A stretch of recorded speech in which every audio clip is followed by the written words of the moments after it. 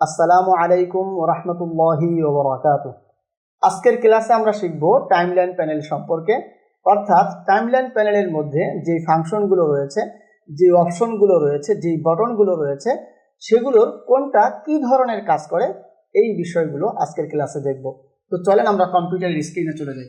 কম্পিউটারের স্ক্রিনে আসার পরে আপনারা কিন্তু আমার স্ক্রিনের মধ্যে একটা পরিবর্তন দেখতে পাচ্ছেন, অর্থাৎ আমার ওয়ার্ক স্পেসটা কিন্তু প্রতিদিনের ক্লাসের যে ওয়ার্ক স্পেস, সেই ওয়ার্ক স্পেসটার শুরুতে নাই, সেই অবস্থাতে নাই। যার মানে হলো আমি আমার আজকের ক্লাসের সুবিধার্থে আমাদের টাইমলাইন প্যানেলটাকে আমরা বড় করে নিয়েছি এবং অন্যান্য প্যানেলগুলোকে আসলে আমি ছোট করে দিয়েছি। তো আমরা যদি একটু খেয়াল করি তাহলে দেখতে পাবো যে আমাদের উপরে বাম কোণায় এই জায়গাটাতে রয়েছে হলো সোর্স মনিটর এবং আমাদের উপরে ডান কোণায় এই জায়গাটাতে রয়েছে হলো প্রোগ্রাম মনিটর এবং নিচে বাম কোণায় এই জায়গাটাতে রয়েছে হলো প্রজেক্ট প্যানেল এবং নিচে ডান কোণায় এই জায়গাটাতে রয়েছে effects panel, effects controls panels, ঠিক আছে, এবং অডিও ক্লিপ মিউজার ইত্যাদি। তো আশা করছি যে আজকের এই নতুন ইন্টারফেস দেখে আপনারা ঘাবড়ে যাবেন না। মাথা ঠান্ডা রেখে আজকের ক্লাসটা আমাদেরকে সম্পন্ন করতে হবে এবং আজকের ক্লাসে আসলে অনেক সুন্দর সুন্দর বিষয় আমাদের জানার আছে, যেই বিষয়গুলো জানলে আসলে আমাদের কাছে অনেক মজা লাগবে, অনেক আনন্দ লাগবে। তো চলেন আমরা ক্লাস শুরু করি। ক্লাস শুরু করার প্রথমেই আমরা যদি আমাদের টাইমলাইনটার প্রতি একটু খেয়াল করি তাহলে আমরা দেখতে পাবো যে আমাদের টাইমলাইনের ঠিক এই মাঝ বরাবর বেশ কিছু লাইন আছে, ঠিক না? বেশ কিছু লাইন আছে। এই লাইনগুলোকে আসলে ট্র্যাক বলা হয়। এই লাইনগুলোকে কি বলা হয়? ট্র্যাক। যেমন ধরেন রেলগাড়ি চলার জন্য যেরকম একটা রেল লাইনের দরকার হয়, ঠিক তদ্রূপ ভিডিও কিংবা অডিও ক্লিপকে এডিট করার জন্য একটা লাইনের দরকার হয়। এই লাইনগুলোই হলো আসলে এই যে লাইনগুলো এবং এই লাইনগুলোকে আসলে ট্র্যাক বলা হয়। অর্থাৎ যেই লাইনগুলোর মধ্যে আমরা আমাদের ভিডিও কিংবা অডিও ক্লিপগুলোকে এডিট করে থাকি, ওই লাইনগুলোকেই ট্র্যাক বলা হয়। এখন যদি আমরা খেয়াল করি তাহলে দেখতে পাবো যে আমাদের টাইমলাইনে টোটাল 7টা ট্র্যাক রয়েছে বা 7টা লাইন রয়েছে। আমরা যদি একটু খেয়াল করি এই জায়গাটাতে 1টা 2টা 3টা 4টা 5টা 6টা 7টা, কিন্তু এই 7টা ট্র্যাকের ঠিক মাঝ বরাবর যদি আমরা একটু খেয়াল করি তাহলে দেখতে পাবো এই বরাবর একটা সেপারেটর আছে বা ডিভাইডার আছে। অর্থাৎ এই ডিভাইডার বা এই সেপারেটরটা অডিও ট্র্যাক এবং ভিডিও ট্র্যাক এই দুই ধরনের ট্র্যাককে আসলে পৃথক করেছে, আলাদা করেছে। যার মানে হলো আমাদের এই ডিভাইডারের উপরে যে ট্র্যাকগুলো রয়েছে এই ট্র্যাকগুলো হলো ভিডিও ক্লিপ এডিট করার ট্র্যাক, আর এই সেপারেটরের নিচের দিকে যে ট্র্যাকগুলো রয়েছে এই ট্র্যাকগুলো হলো অডিও ক্লিপ এডিট করার ট্র্যাক। সুতরাং আমরা কিন্তু ভিডিও ট্র্যাকে কোনো অডিও এডিট করতে পারবো না, আবার অডিও ট্র্যাকে কোনো ভিডিও কিন্তু কি করতে পারবো না, এডিট করতে পারবো না। আমাদেরকে এটা সবসময় মাথায় রাখতে হবে যে আমাদের ভিডিও এডিটিং এর ট্র্যাক ভিন্ন এবং আমাদের অডিও এডিটিং এর ট্র্যাক ভিন্ন। এখন আমরা যদি একটু খেয়াল করি আমাদের ঠিক এই জায়গাটাতে এই বরাবর যদি খেয়াল করি তাহলে দেখতে পাবো এখানে লেখা আছে V1, V2, V3। এগুলোর মানে কি? এগুলোর মানে হলো video track 1, video track 2, video track 3। ঠিক একইভাবে নিচে যে A1, A2, A3 এই নম্বরগুলো দিয়ে দেওয়া আছে, এগুলোর অর্থ হলো audio track 1, audio track 2, audio track 3। এই বিষয়টা কিন্তু আমাদেরকে অবশ্যই মনে রাখতে হবে। আমরা এরপর আমাদের টাইমলাইনের একদম বাঁ দিকে চলে যাব। আমরা যদি বাঁ দিকে চলে আসি তাহলে দেখতে পাবো যে এখানে একটা ফাংশন আছে, সেই ফাংশনের নাম হলো সোর্স প্যাচিং। আমি আবারও বলে দিচ্ছি, এই ফাংশনের নাম কি? Source patching. এই সোর্স প্যাচিং এর সাথে সম্পর্ক হলো এই সোর্স মনিটরের। এই সোর্স প্যাচিং এর সাথে সম্পর্ক হলো সোর্স মনিটরের। অর্থাৎ আমরা সোর্স মনিটর থেকে আমাদের কোন ট্র্যাকের মধ্যে এই ক্লিপটাকে ইনসার্ট কিংবা ওভাররাইট করব, এই বিষয়টা কিন্তু আমরা এই সোর্স প্যাচিং থেকে নির্ধারণ করে দিতে পারি। যেমন দেখেন আমাদের এখানে এই V1 বা এই সোর্স প্যাচিংটা কিন্তু ভিডিও ট্র্যাক 1-এ আছে। এখন যদি আমরা আমাদের সোর্স মনিটরের এই ক্লিপটাকে আমাদের টাইমলাইনে কি করি, ইনসার্ট করি, তাহলে দেখা যাবে যে আমাদের এই সোর্স মনিটরের ক্লিপটা কিন্তু ভিডিও ট্র্যাক 1-এ কি হবে, ইনসার্ট হবে, অর্থাৎ এই জায়গাটাতে চলে আসলো। এখন আমরা যদি আমাদের এই সোর্স প্যাচিংটাকে এটাকে যদি আমরা টেনে উপর দিকে ভিডিও ট্র্যাক 3-তে নিয়ে যাই। এখন যদি আমরা আমাদের এই সোর্স মনিটরের এই ক্লিপটাকে টাইমলাইনে ইনসার্ট করি, তাহলে দেখা যাবে যে আমাদের ক্লিপটা কিন্তু কি হয়েছে, ভিডিও ক্লিপটা এই ভিডিও ট্র্যাক 3-তে অর্থাৎ 3 নম্বর ট্র্যাকে কি হয়েছে, ইনসার্ট হয়েছে। একইভাবে আমাদের অডিও ক্লিপটা কিন্তু অডিও ট্র্যাক 1-এ কিন্তু কি হয়েছে, ইনসার্ট হয়েছে। এখন যদি আমরা এই অডিও সোর্স প্যাচিংটাকে ক্লিক করে চেপে ধরে আমরা এই 3 নম্বর ট্র্যাকে এনে ছেড়ে দেই, এবং এখন যদি আমরা আবারও এই সোর্স মনিটরের ক্লিপটাকে আমাদের টাইমলাইনে ইনসার্ট করি, তাহলে দেখতে পাবো যে এখন কিন্তু আমাদের এই সোর্স প্যাচিংটা যেই জায়গাতে রয়েছে, যেই ট্র্যাকটাতে রয়েছে, সেই ট্র্যাকটাতেই কিন্তু কি হচ্ছে, অডিও এবং ভিডিও ক্লিপটা কি হয়েছে, ইনসার্ট হয়েছে। অর্থাৎ ভিডিও চলে গেছে 3 নম্বর ট্র্যাকে এবং অডিও চলে আসছে 3 নম্বর ট্র্যাকে। তো এটাকে বলা হয় হলো সোর্স প্যাচিং, এবং সোর্স প্যাচিং এর মাধ্যমে আমরা আসলে নির্ধারণ করে দিতে পারি যে সোর্স মনিটরের থেকে কোনো ক্লিপকে কোন ট্র্যাকে ইনসার্ট করব এবং কোন ট্র্যাকে ওভাররাইট করব। তো আশা করি বিষয়টা কিন্তু আপনারা বুঝতে পেরেছেন। এর পরের যে ফাংশনটা রয়েছে সেই ফাংশনটা হলো লক ফাংশন। এই ফাংশনটা দিয়ে আসলে আমরা আমাদের যে কোনো ট্র্যাককে কিন্তু লক করে দিতে পারি, যে কোনো ট্র্যাককে আমরা লক করে দিতে পারি। যদি আমরা এখানে ভিডিওর 3 নম্বর ট্র্যাক, এই ট্র্যাকটাকে লক করে দেই, লক করে দিলে দেখতে পাচ্ছেন যে এই ট্র্যাকের মধ্যে কিন্তু কোনো ধরনের কোনো কাজ করা যাবে না। এই ট্র্যাকের যে ক্লিপগুলো রয়েছে, এই ক্লিপগুলো দিয়ে কোনো ধরনের কোনো কাজ করা যাবে না, এখানে ডিলিটও করা যাবে না।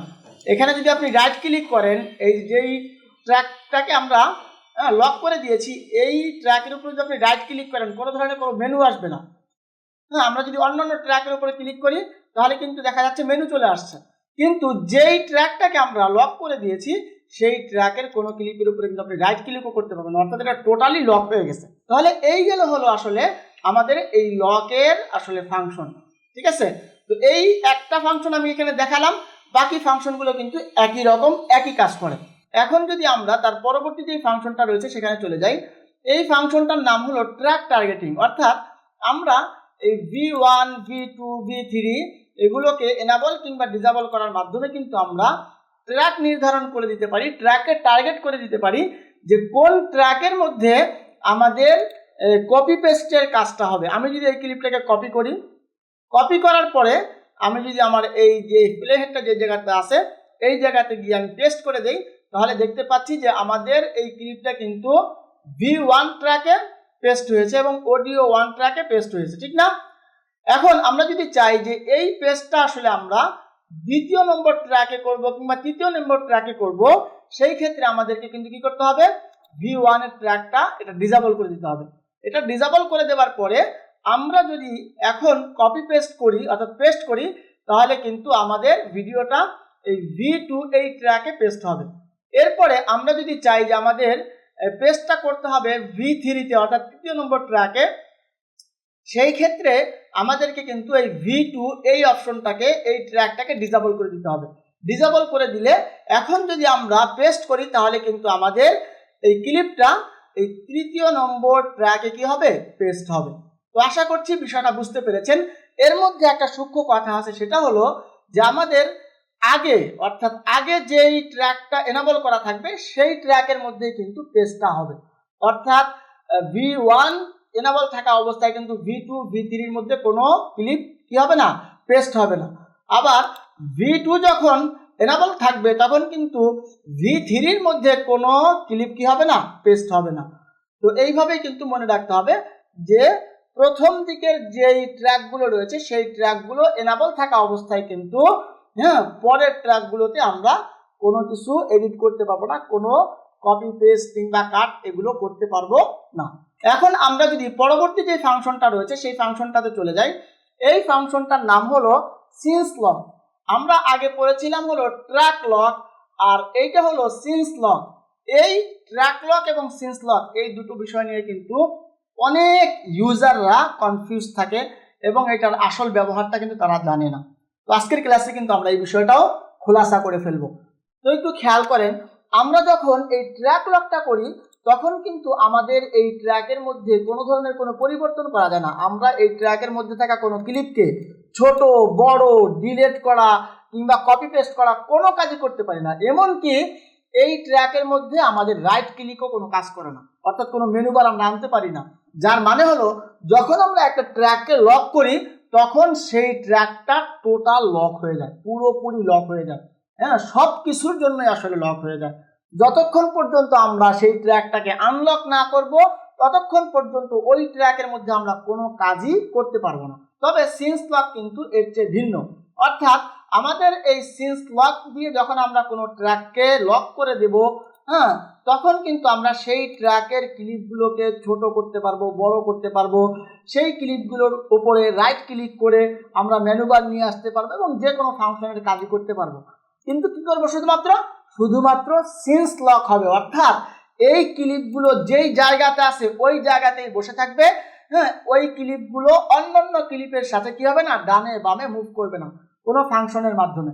যেমন একটা ফাংশন এখানে খেয়াল করেন, আমাদের এই প্রথমে যে ক্লিপটা রয়েছে এবং এই যে এই মাঝ বরাবর যে ক্লিপটা রয়েছে, এই দুটো ক্লিপের মাঝখানে কিন্তু ফাঁকা জায়গা আছে। আমরা এই ফাঁকা জায়গাটাকে যদি রিমুভ করে দেই তাহলে দেখতে পাবো যে আমাদের সবগুলো ক্লিপই কিন্তু একসাথে বাম দিকে চেপে গেছে। কিন্তু আমরা যেই ক্লিপটাকে বা যেই ট্র্যাকটাকে সিন্স লক করেছিলাম সেই ট্র্যাকের ক্লিপটা কিন্তু কি হয় নাই, বাঁ দিকে চাপে নাই। তো এইটাই হলো আসলে সিন্স লকের কাজ। এই সিন্স লক তার ট্র্যাকের মধ্যে থাকা ক্লিপগুলোকে নিজ নিজ জায়গায় ফ্রিজ করে দেয়, সেগুলো অন্যান্য ক্লিপের সাথে, অন্যান্য ট্র্যাকের ক্লিপের সাথে কি হয় না, সিনসিং হয় না, অন্যান্য ট্র্যাকের সাথে কি হয় না, মুভ হয় না। এখন যদি আমরা একটু আবার পিছনে চলে যাই, পিছনে যাওয়ার পরে আমাদের এই সিন্স লকটা যদি আমরা উঠিয়ে দেই, উঠিয়ে দেওয়ার পরে এখন যদি আমরা আমাদের আবারও সেই আগের জায়গাটাকে রিমুভ করে দেই, রিমুভ করে দেওয়ার সাথে সাথে দেখতে পাচ্ছেন যে আমাদের আগে যেই ক্লিপটা এখানে ফ্রিজ হয়েছিল, এখানে যেই ক্লিপটা দাঁড়িয়ে ছিল সেই ক্লিপটা কিন্তু অন্যান্য ক্লিপের সাথে এখন কি করেছে, বাঁ দিকে মুভ করেছে, বাঁ দিকে সরে এসেছে। তো এটাই আসলে আমাদের এই সিন্স লকের ফাংশন। তো আশা করছি বিষয়টা সুন্দরভাবে বুঝতে পেরেছেন। আমরা যদি এর পরবর্তী যে ফাংশনটা রয়েছে এই ফাংশনটাতে চলে যাই, এই ফাংশনটা হলো ট্র্যাক আউটপুট, অর্থাৎ আমাদের ট্র্যাকের মধ্যে যেই ক্লিপগুলো রয়েছে এই ক্লিপগুলোর আউটপুটটা যদি আমরা আমাদের প্রোগ্রাম মনিটরে দেখাতে চাই তাহলে কিন্তু আমাদের এই ট্র্যাক আউটপুট এই ফাংশনটা কিন্তু কি থাকতে হবে, এনাবল থাকতে হবে। আমরা যদি এই ফাংশনটাকে ডিসেবল করে দেই তাহলে কিন্তু আমাদের সেই ট্র্যাকের ক্লিপগুলো কি করবে না, প্রোগ্রাম মনিটরে দেখাবে না। আমি যদি আমাদের প্লে হেডটাকে একটু আমাদের এই ক্লিপগুলোর উপরে নিয়ে আসি, নিয়ে আসার পরে আমরা যদি এই V1 অর্থাৎ প্রথম ট্র্যাকের এই যে ট্র্যাক আউটপুট যে কি আছে বাটনটা আছে, এটাকে যদি আমি ডিসেবল করে দিই, ডিসেবল করে দেওয়ার সাথে সাথে দেখতে পাচ্ছেন যে সে কোন ট্র্যাকের ভিডিও শো করছে, সে দ্বিতীয় ট্র্যাকের ভিডিওটা শো করছে। ঠিক আছে, আমি যদি এখন V2 এই ট্র্যাকের এই ফাংশনটাকে অর্থাৎ ট্র্যাক আউটপুট এই ফাংশনটাকে যদি আমি ডিসেবল করে দিই তাহলে দেখতে পাচ্ছেন যে আমাদের এই ট্র্যাকে থাকা ক্লিপগুলো কিন্তু কি হয়ে গেছে, হাইড হয়ে গেছে। অর্থাৎ আমরা চাইলে এই ফাংশনটাকে ব্যবহার করে, ট্র্যাক আউটপুট এই ফাংশনটা ব্যবহার করে কিন্তু আমরা আমাদের যে কোনো ট্র্যাকের ক্লিপকে হাইড করে ফেলতে পারি, আবার যে কোনো ট্র্যাকের ক্লিপকে কিন্তু আমরা কি করতে পারি, শো করতে পারি। তো আশা করি বিষয়টা আপনারা বুঝতে পেরেছেন। আমরা এখন চলে যাব অডিও ট্র্যাকের মধ্যে। অডিও ট্র্যাকের মধ্যে এই জায়গাটাতে একটা এম দেওয়া আছে না, এম দিয়ে একটা ফাংশন এখানে দেওয়া আছে, এটার মানে হলো মিউট ট্র্যাক। অর্থাৎ আমরা এই ফাংশনটাকে যদি এনাবল করে দেই তাহলে এই ট্র্যাকের মধ্যে যতগুলো অডিও ক্লিপ আছে সমস্ত অডিও ক্লিপ কিন্তু সাইলেন্ট হয়ে যাবে, অর্থাৎ কোনোটার মধ্যে কোনো আওয়াজ হবে না। আমরা যদি এর পরবর্তী ফাংশনটাকে দিকে খেয়াল করি তাহলে দেখতে পাবো এই ফাংশনটা হলো সোলো ট্র্যাক। অর্থাৎ আমরা যদি এই ফাংশনটাকে এনাবল করি তাহলে শুধুমাত্র এই ট্র্যাকের, যেই ট্র্যাকের এস ফাংশনটাকে আমরা এনাবল করব ওই ট্র্যাকের অডিও ক্লিপগুলোই আসলে চলবে, সাউন্ড করবে, এবং অন্যান্য ট্র্যাকের অডিও ক্লিপগুলো অটোমেটিক সাইলেন্ট হয়ে যাবে। তো আসলে এম এবং এস এই দুটো কিন্তু কাছাকাছি, কিন্তু এস যেই ফাংশনটা আছে এই ফাংশনটা কিন্তু বেশি কার্যকরী। কারণ যখন আমরা চাইবো যে আমাদের একটা ট্র্যাকের অডিও ক্লিপ শুনতে, তখন কিন্তু আমাদেরকে এম যদি আমরা ব্যবহার করি তাহলে আমাদেরকে সবগুলো ট্র্যাকের এম বন্ধ করতে হবে, হ্যাঁ, অন করতে হবে, অন করে তারপরে একটা ট্র্যাকের অডিও ক্লিপ শুনতে হবে। তো আমরা এই কাজটা না করে, অর্থাৎ অনেকগুলো এম না চিপে, আমরা কিন্তু যেই ট্র্যাকের অডিওটা আমরা শুনতে যাচ্ছি শুধুমাত্র সেই ট্র্যাকের, হ্যাঁ, এস বা সোলো ট্র্যাক এই ফাংশনটাকে অন করে দিলেই কিন্তু সেই কাজটা আমরা সহজেই করে ফেলতে পারবো। তো সেই হিসেবে এস ট্র্যাকটা কিন্তু কি বেশি কার্যকর। আমরা যদি এর পরবর্তী যে ফাংশনটা রয়েছে এই ফাংশনটাতে চলে যাই, তাহলে আমরা দেখতে পাবো এটা হলো ভয়েস ওভার রেকর্ড। অর্থাৎ আমরা যদি চাই যে আমাদের কোনো ক্লিপের মধ্যে আমরা কি করব, ভয়েস ওভার দিব, আমরা ভয়েস ওভার দিব, তাহলে কিন্তু আমরা লাইভেই আমাদের ভয়েস ওভারটা আমরা এখানে রেকর্ড করে ফেলতে পারি। আর সেজন্য কিন্তু আমরা যে কাজটা করতে পারি সেটা হলো আমাদের এই যে ভয়েস রেকর্ড ফাংশনটা আছে এই ফাংশনটাতে যদি আমরা ক্লিক করি, এনাবল করি, এনাবল করার সাথে সাথে দেখতে পাচ্ছেন যে এটা কিন্তু রেকর্ড করা শুরু করে দিয়েছে। রেকর্ড কোথায় হচ্ছে দেখেন, আমাদের এই যে প্রোগ্রাম মনিটরের দিকে খেয়াল করেন, এই জায়গাটাতে কিন্তু দেখাচ্ছে রেকর্ডিং, অর্থাৎ রেকর্ড হচ্ছে, আমার কথাগুলি কিন্তু এখানে সে রেকর্ড করছে। এরপরে যদি আমরা স্পেস বাটন চেপে দেই কিংবা এই ভয়েস ওভার রেকর্ড এটাতে চেপে দেই, তাহলে কিন্তু দেখা যাবে আমাদের ভয়েস ওভার যে রেকর্ড হয়েছিল সেটা কিন্তু এখানে আমাদের দেখাচ্ছে। একটু খেয়াল করে দেখেন, এখানে কিন্তু আমাদের ভয়েস ওভার যে রেকর্ড হয়েছে সেই বিষয়টা কিন্তু এখানে সুন্দরভাবে দেখাচ্ছে। তো এভাবেই কিন্তু আমরা এই ভয়েস ওভার রেকর্ড এই ফাংশনটা ব্যবহার করে আমাদের টাইমলাইনের যে কোনো জায়গায় আমরা কিন্তু লাইভেই ভয়েস ওভার রেকর্ড করতে পারি। এখন আমরা চলে যাব আমাদের এখানে সর্বশেষ যেই অডিও ট্র্যাকটি রয়েছে সেই ট্র্যাকে। এখানে লেখাই আছে মিক্স ট্র্যাক। আমরা এই ট্র্যাকের মাধ্যমে কিন্তু আমাদের যে উপরে যে অডিও ট্র্যাক আছে সবগুলো অডিও ট্র্যাকের ভলিউমটা আমরা কিন্তু এই জায়গা থেকে কি করতে পারি, নিয়ন্ত্রণ করতে পারি।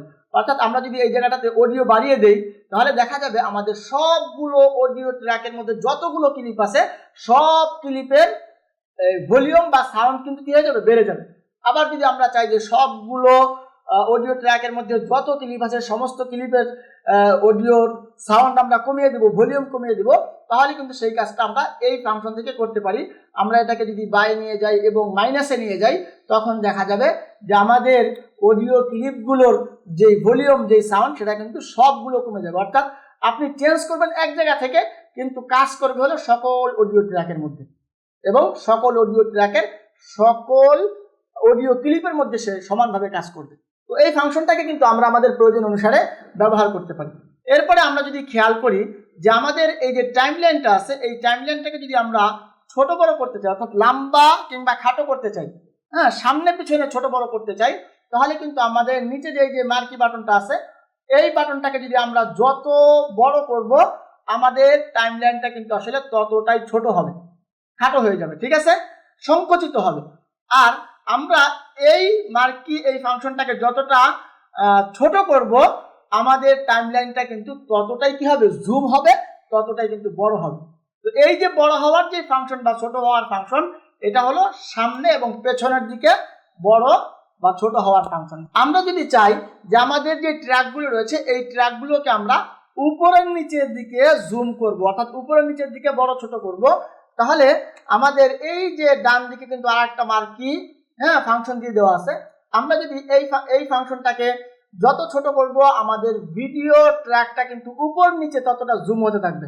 দেখতেই পাচ্ছেন এটা কিন্তু অনেক বড় হয়ে যাচ্ছে। আমরা আবার এই ফাংশনটাকে যতটাই বড় করব আমাদের ভিডিও ট্র্যাকগুলো কিন্তু ততটাই ছোট হবে। একইভাবে আমাদের অডিও ট্র্যাকের এখানেও কিন্তু আরো একটা মার্কি বাটন এখানে দিয়ে দেওয়া আছে, ফাংশন দিয়ে দেওয়া আছে।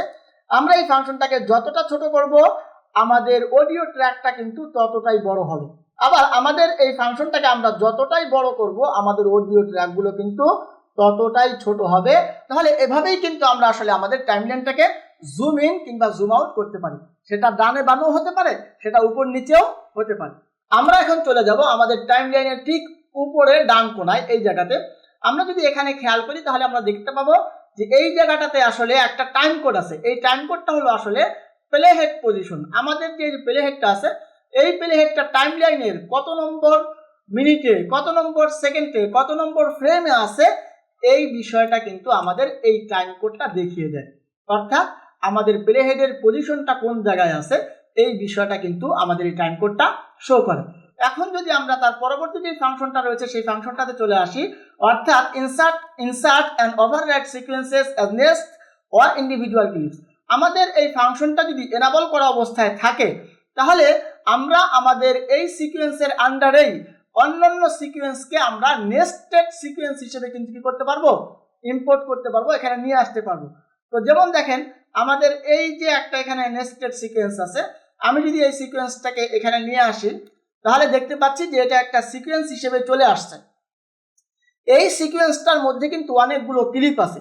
এই সিকোয়েন্সটার মধ্যে অনেকগুলো ক্লিপ আছে, ইন্ডিভিজুয়াল আলাদা আলাদা ক্লিপ আছে। কিন্তু আমাদের এই ফাংশনটা যখন এনাবল থাকবে, অর্থাৎ এখন এটা এনাবল করা অবস্থায় আছে, যেহেতু এটা ব্লু কালারের আছে তার মানে হলো এটা কি এনাবল করা অবস্থায় আছে। এনাবল করা অবস্থায় আমি যেহেতু এই সিকোয়েন্সটাকে এনেছি, এই জন্য এটা কিন্তু একটা নেস্টেড সিকোয়েন্সের মতো এখানে অবস্থান করছে।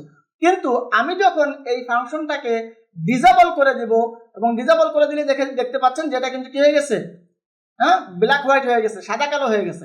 এখন যদি আমি আমার এই সিকোয়েন্সটাকে, অর্থাৎ এই নেস্টেড সিকোয়েন্স, এই সিকোয়েন্সটাকে আমাদের টাইমলাইনে নিয়ে আসি, তাহলে দেখতে পাবেন যে এই নেস্টেড সিকোয়েন্সের মধ্যে যে ক্লিপগুলো রয়েছে, আলাদা আলাদা ক্লিপগুলো রয়েছে, সেই ক্লিপগুলো কিন্তু সেখানে শো করছে। যার মানে হলো আমরা এই ফাংশনটাকে এনাবল করে যে কোনো সিকোয়েন্সকে নেস্টেড সিকোয়েন্স হিসেবে আমাদের টাইমলাইনে আনতে পারি। আবার এই ফাংশনটাকে আমরা ডিসেবল করে যে কোনো নেস্টেড সিকোয়েন্স কিংবা সিকোয়েন্সের ফাইলগুলোকে ইন্ডিভিজুয়ালি আমরা কিন্তু আমাদের টাইমলাইনে শো করতে পারি। তো আশা করি বিষয়টা আপনারা সুন্দরভাবে বুঝতে পেরেছেন। আমরা যদি এর পরবর্তী যে ফাংশনটা আছে এই ফাংশনটাতে চলে যাই, এই ফাংশনটার যে আইকন, এই আইকনটাই কিন্তু আসলে ম্যাগনেটের আইকন, চুম্বকের আইকন। হ্যাঁ, এখানে লেখা আসছে স্ন্যাপ ইন টাইমলাইন। এই ফাংশনটা যদি এনাবল থাকে তাহলে আমাদের ক্লিপগুলোকে যখন আমরা জোড়া লাগাবো, ট্রিমিং করব, তখন দেখা যাবে যে আমাদের ক্লিপগুলো চুম্বকের মতো কাজ করছে। অর্থাৎ আমরা যখন অপর ক্লিপের কাছাকাছি নিয়ে যাব তখনই দেখা যাবে সে চুম্বকের মতো একটা কি করতেছে, টেনে তার ক্লিপের সাথে পরবর্তী ক্লিপের সাথে মিলিয়ে দিচ্ছে। তো এটাই হলো আসলে এই ফাংশনটার কাজ। আমাদের এই ফাংশনটা যদি আমরা ডিসেবল করে দেই, এখন যদি আমাদের এই ক্লিপটাকে আমরা এই অপর ক্লিপের কাছাকাছি নিয়ে যাই, তাহলে দেখতে পাচ্ছি কোনো ধরনের কোনো ম্যাগনেটের কাজ করতেছে না, চুম্বকের মতো কোনো টেনে নিয়ে যাচ্ছে না। তো সেই ক্ষেত্রে আমাদেরকে এখন যদি পরবর্তী ক্লিপের সাথে এই ক্লিপটাকে ট্রিমিং করতে হয়, তাহলে কিন্তু আমাদেরকে টাইমগুলো দেখে দেখে দেখে দেখে তারপরে কিন্তু নির্ধারণ করতে হবে যে আমাদের ক্লিপটা কোন জায়গায় গেছে, যেটা আসলে অনেক ঝামেলাপূর্ণ, এবং এটা দ্বারা কিন্তু যে কোনো সময় কিন্তু আমাদের যে কোনো ফ্রেম ডিলিট হয়ে যেতে পারে। তো এই যে ফাংশনটা আছে স্ন্যাপ ইন টাইমলাইন, এই ফাংশনটা কিন্তু ডিফল্ট ভাবে এনাবল করা অবস্থায় থাকে, এবং এটাকে এনাবল করে রেখে কিন্তু আমাদেরকে কাজ করতে হবে। তাহলে কিন্তু আমরা কাজ করে আসলে মজা পাবো এবং বিরক্তি আসবে না।